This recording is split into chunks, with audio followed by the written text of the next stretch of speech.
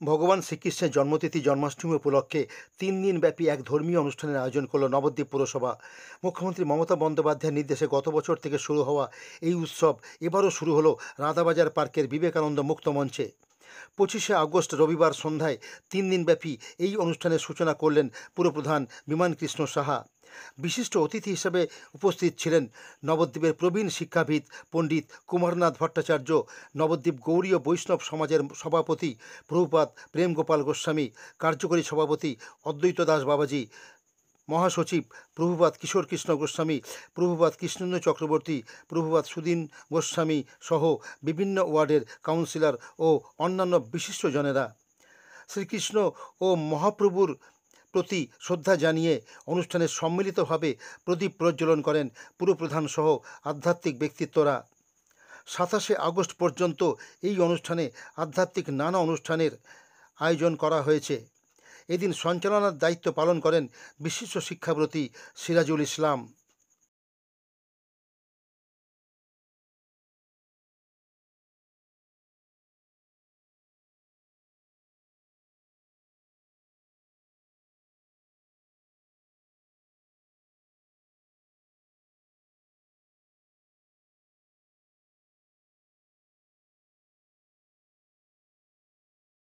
এবার আমরা বরণ করে নেব তাকে হৃদয়ে ধারণ করে, যিনি নবদ্বীপ ধামকে বিশ্বধামে রূপান্তরিত করার কাজে ব্যাপৃত আছেন।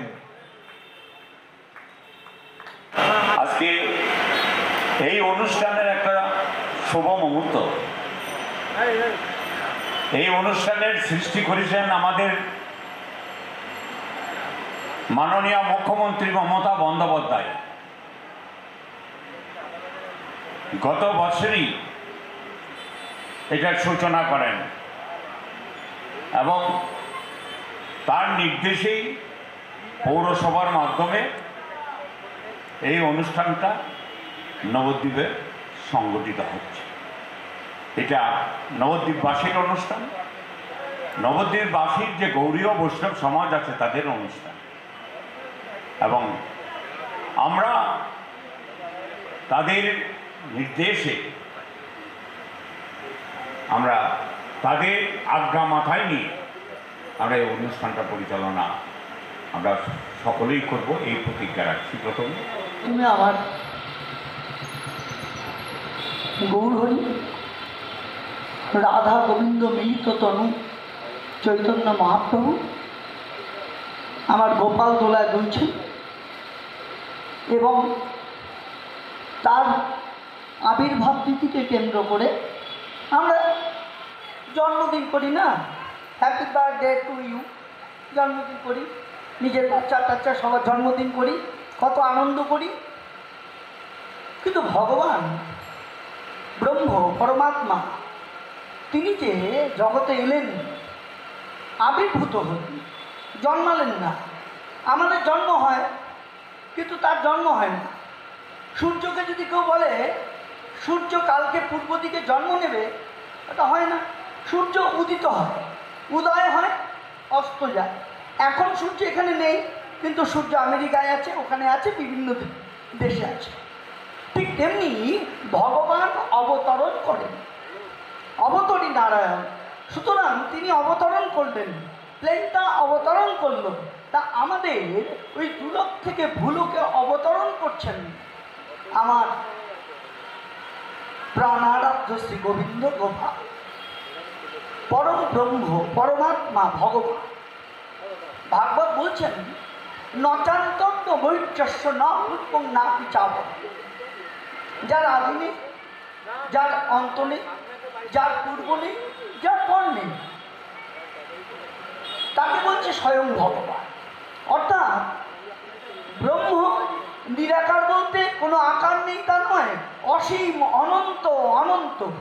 ভগবদ্গীতায় ভগবান নিজেই বলছেন যদা যদা হি ধর্মস্য গ্লানির্ভবতি ভারত অভ্যুত্থানমধর্মস্য তদাত্মাनं সৃজাম্যহম পরিত্রাণায় সাধুনাং বিনাশায় চ দুষ্কৃতাং ধর্ম সংস্থাপনার্থায় সম্ভবামি যুগে যুগে আমি যুগে যুগে অবতীর্ণ হই,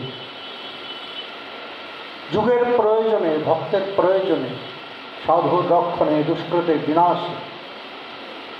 শ্রীমদ্ ভগবত গীতায় আরেকটা টুইস্ট আছে। ভগবানের আবির্ভাবের কারণের বিষয় অর্জুন এই সমস্ত ভগবানের উপদেশ সব শ্রবণ করলেন।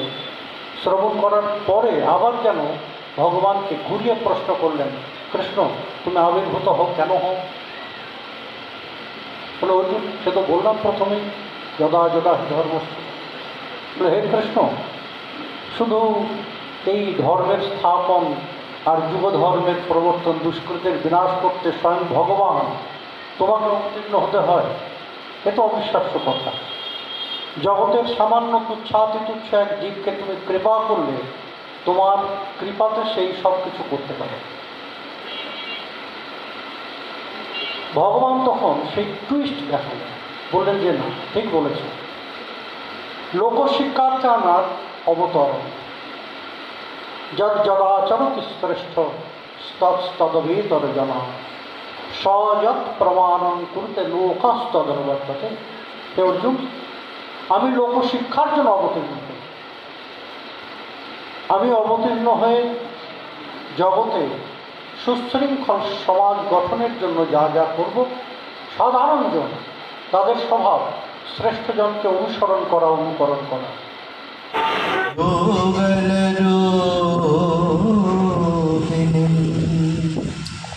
आनंद लीलामय विग्रहाय हेमाभदिव्य छवि सुंदराय तस्मै महाप्रेम रसप्रदाय चैतन्य चंद्राय नमो नमस्ते।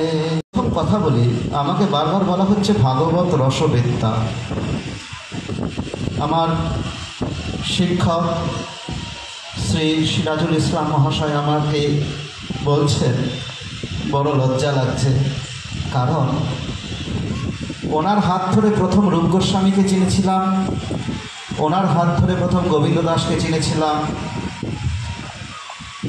আর দ্বিতীয় কথা, ভাগবত রসবিদ্যা হওয়ার মতন যোগ্যতা আমার নেই, কারণ শ্রীমদ্ ভাগবতের পরিচয় দিতে গিয়ে বলছে নিগম কল্পতরু জ্বলিত ফলম সুখ মুখাদ মৃত দ্রাব সংযুক্তম।